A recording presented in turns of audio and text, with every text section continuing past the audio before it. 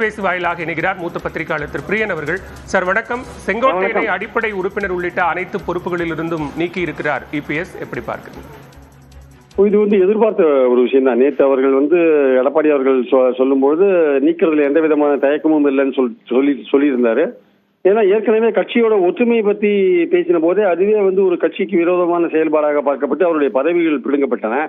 அதுக்கப்புறம் அவர் அமித்ஷாவை பார்த்தாரு, நிர்மலா சீதாராமனை பார்த்தாரு, போன்ற பல விஷயங்கள் வந்தபோது அவர் கட்சியிலேயே அவர் தனிமைப்படுத்தப்பட்டார். தனிமைப்படுத்தப்பட்ட செங்கோட்டையர் கட்சியிலிருந்து விலக்கப்பட்ட ஓபிஎஸ் அவர்களை சந்தித்தது, தனி கட்சி வச்சிருக்கிற அதிமுகவுக்கு எதிராக இயங்குகிற தினகரனை சந்தித்தது போன்ற விஷயங்கள் கண்டிப்பாக அதிமுகவால் ஏற்கப்படாத ஒரு விஷயமா பார்க்கப்பட்டு அதனாலதான் நேற்று எடப்பாடி பழனிசாமி கேட்டாங்க.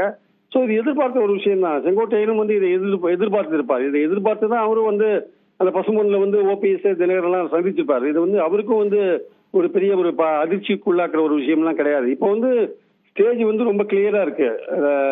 எடப்பாடிக்கு எதிரான ஒரு விஷயங்கள் அப்படின்றது ரொம்ப கிளியரா இருக்கு.